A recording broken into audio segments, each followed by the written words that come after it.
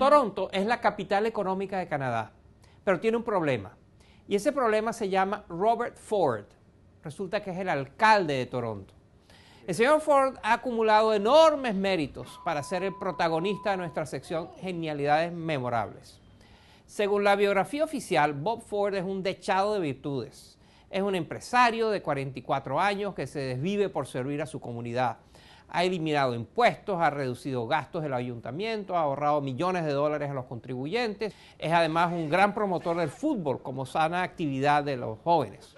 Todo esto es cierto, pero faltan algunos detalles. Por ejemplo, su afición a la bebida y a las drogas, su carácter irascible, las acusaciones de violencia doméstica contra su esposa, las denuncias de financiamiento irregular a sus campañas políticas o las acusaciones de mujeriego.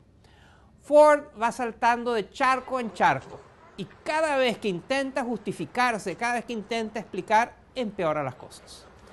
Por ejemplo, cuando recientemente quiso desmentir que hubiera hecho propuestas deshonestas a su asistente, dijo lo siguiente. Con Olivia Gondek, nunca jamás le dije nada de sexo oral. Yo nunca haría eso. Estoy felizmente casado y en casa tengo para comer más que suficiente. Después de decir esto, Ford tuvo obviamente que disculparse. Y eso le pasa mucho. Hace ciertas cosas y después siempre se disculpa. Pero tampoco estuvo atinado cuando intentó atajar el peor de los escándalos, la difusión de un video en el que aparece fumando crack en compañía de delincuentes. Ford al principio negó todo, pero al final tuvo que aceptar y dijo lo siguiente. Sí, he fumado crack, probablemente en una de mis noches de borrachera hace un año. La campaña electoral en Toronto con el señor Ford como participante sin duda va a ser muy entretenida y sin duda nos va a dar varias genialidades memorables. Si encuentra alguna genialidad memorable, una tontería que haya dicho algún político, que haya hecho algún político, algún personaje público, por favor mándela a la cuenta de Twitter del programa @Efecto Naim o a mi cuenta de Twitter personal @Moisés Naim. Argentina tiene fama mundial por el tango, por el fútbol y por la carne. A través de lo que ha pasado con la carne argentina, podemos trazar lo que le ha pasado a la economía argentina. Miren. Como el tango sigue Leo al arco y el fútbol, la carne es un orgullo para los argentinos. Está en su ADN cultural. Es el gaucho Martín Fierro, el asado del domingo entre amigos. El valor social y económico de la carne se fue consolidando desde el siglo XIX. El país se convirtió en uno de los grandes exportadores mundiales. Pero Argentina pasa por un periodo de vacas flacas. Para el analista Carlos Malamud, el desempeño del país es sin duda decepcionante, pero lo que ocurre con la carne es un símbolo de algo más grave. La carne, yo creo que en este momento es más una metáfora, es un símbolo de esa decadencia, una decadencia que no solamente se palpa en la economía, sino que se palpa también en la manera como se estructura la sociedad, en la manera como se desarrolla la vida política argentina. El país ya no figura entre los principales exportadores de carne del mundo, ni siquiera de América Latina. Lo superan Brasil, que está de primero en la lista mundial, Uruguay de sexto, Paraguay octavo y México décimo. La caída de la antigua potencia ganadera se refleja en su decadencia en otros sectores de la economía. Más allá de que hoy Argentina ocupe el 10º o el 11º lugar, lo importante a manifestar es que Argentina ha relegado su posición de privilegio en el contexto internacional de carnes que mantuvo durante mucho tiempo. Cuando en el año 2005 exportó 650.000 toneladas y a partir de ahí vino reduciendo sus exportaciones hasta estar actualmente en los niveles más bajos en los últimos 30 años. El precio de la carne incide en la inflación, que en 27% es la segunda más alta del continente. La solución: el gobierno decidió frenar las exportaciones, que la carne argentina la coman los argentinos. Las consecuencias están a la vista. Según cifras de la Sociedad Rural Argentina, en los últimos 5 años se perdieron más de 12 millones de cabezas de ganado. cerraron 120 plantas frigoríficas y unos 15.000 empleados se quedaron sin trabajo. Cuando el gobierno se metió en la carne interviniendo el mercado, logró lo contrario de lo deseado. El bife con papas, una exquisitez gastronómica, la famosa parrilla argentina, ahora no solo es casi imposible de conseguir en el extranjero, está cada vez más lejos del alcance del consumidor promedio argentino. Para los expertos, esto es producto de prejuicios ideológicos. Nunca en la historia argentina ha habido una política tan mala y tan duradera aplicada al sector de la carne, con intervenciones oficiales en los mercados para establecer precios, con derechos de exportación, es decir, impuestos a la exportación del orden del 15% y una gran cantidad de regulaciones que afectan la dinámica del mercado y que han quitado expectativas y han quitado voluntad de aumentar las inversiones. Antes de la Primera Guerra Mundial, Argentina era una de las economías más sólidas del mundo, la que crecía más rápido y la que representaba el futuro. Mi Buenos Aires querido. La Belle Époque se reflejó en la belleza de Buenos Aires. El país era un imán para inmigrantes que venían a cultivar sus fértiles pampas.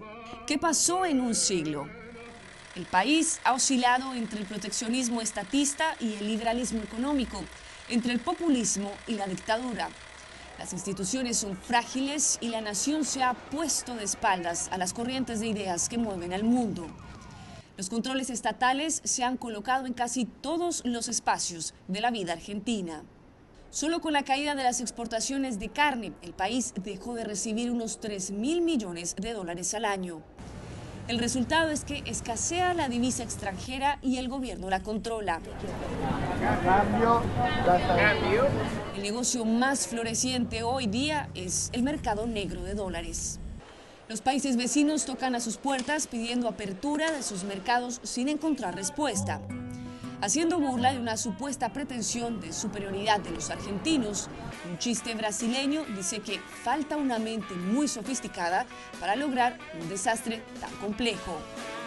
Aislamiento y decadencia van de la mano, ¿no? Es decir, Argentina se convierte en un país decadente en la medida que se aísla del mundo, que se aísla de las grandes corrientes internacionales, que se aísla de las corrientes económicas, no solamente comerciales, sino básicamente económicas.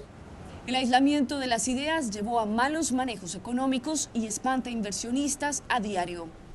La industria ganadera solo es su víctima más jugosa. Los que forman parte del sector y los argentinos que extrañan la carne en su mesa confirman cómo decisiones políticas erróneas han impedido al país, una vez más, aprovechar una coyuntura económica sumamente favorable. El proteccionismo económico y el intervencionismo estatal pretendían favorecer a una industria nacional, pero la han aislado del mundo como han aislado a la Argentina. Y ahora, para terminar, ¿ha oído usted hablar del canto isopolifónico albanés? ¿O del bolso de nudos de la artesanía papú? Yo tampoco, no sé nada de eso. Pero no se crea, la creatividad de la humanidad es inabarcable. La UNESCO elabora una lista del patrimonio inmaterial, del patrimonio intangible de la humanidad. Y lo hace para preservar tradiciones culturales de todo el mundo. Nos hemos asomado a esta lista y hemos encontrado cosas curiosísimas. Miren esto. Esto es la isopolofonía popular albanesa. Suena como un zumbido que corresponde a la letra E, y como es continuo, los cantantes deben respirar por turnos. Parecerá exótico, pero en Albania es el fondo musical de las celebraciones sociales y religiosas. Quienes baten récords aguantando la respiración son los intérpretes de flauta limbe de Mongolia, gracias a la técnica de respiración circular que les permite inspirar y expirar a la vez, son capaces de soplar durante 4 o 5 minutos sin interrupción. El patrimonio inmaterial que protege la UNESCO incluye todo lo que represente tradiciones, valores e identidad cultural. Y nada más genuino que el noken, un bolso de fibras vegetales anudadas que usan los nativos de Papúa Occidental en Indonesia. Está hecho con estas coloridas redes de nudos Redes usan también los vecinos de Oostduinkerque, al oeste de Bélgica, en su peculiar pesca de camarones. Lo hacen a lomos de robustos caballos. Concluida la faena, se degustan los crustáceos. Para costumbres ancestrales, el Festival de Lucha en Aceite, que se celebra cada año en la ciudad turca de Edirne. Los luchadores o pelibanes pelean embadurnados en grasa. A pesar de su aspecto poco amistoso, encarnan virtudes como la generosidad y la rectitud. Si caminar por la cuerda floja es siempre complicado, los funámbulos coreanos del Yultagi rizan el rizo, manteniendo al mismo tiempo diálogos chistosos con el público. Habilidad requiere también la danza de sanación bimbusa de Malawi. En todas las culturas hay adivinos, pero los brujos del pueblo Serer en Senegal son los más organizados. En una sola sesión, el ritual del Shui, pronostican el tiempo, las cosechas, las enfermedades y por supuesto los peligros sobrenaturales. Tened cuidado con la alianza maléfica de los brujos antropófagos, que se convierten en serpientes para hacer daño. La UNESCO recibe cada año decenas de propuestas para entrar en la lista del patrimonio de la creatividad humana. Los encargados no lo tienen fácil. Saben que no podrán rechazarlas sin ofender el orgullo de los candidatos. Del Espíritu Santo. Amén. Muchísimas gracias.